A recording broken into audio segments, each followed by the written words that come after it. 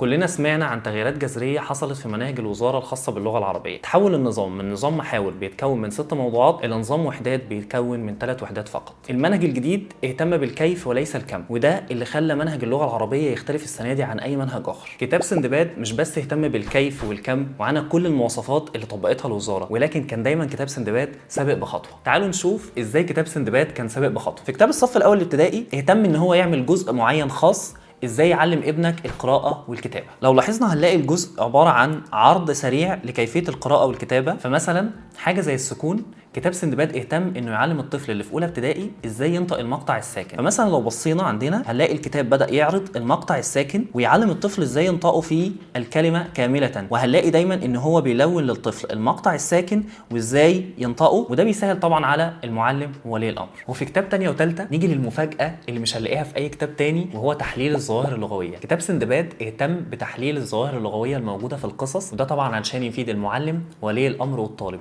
وخصوصا ولي الامر وهو بيذاكر مع الطفل. فمثلا هنلاقي في الكتاب بيعرض لنا تحليل الظواهر اللغويه بصوره سهله جدا. اولا هنلاقي نفسنا مركزين على الالوان جدا، بحيث ان ده طفل صغير فالالوان بتجذب الاطفال. الظواهر اللغويه ديت ممكن نبداها من الطفل في عمر 6 ابتدائي، بس احنا بنبداها من طفل 8 ابتدائي بحيث ان احنا نقدر ناسس طفلنا صح في اللغه العربيه. وعلشان احنا قلنا ان كتاب سندباد اهتم بالكيف وليس الكم، كتاب سندباد اهتم انه يطبق كل حاجه نزلت جديده في المنهج الجديد الخاص بالوزاره، واساسها كانت الفكره الرئيسه والفكره الفرعيه، وده هنلاقيه في كتاب 3 ورابعة وخمسة وستة ابتدائي. مع سندباد خليك على طريق الأبطال.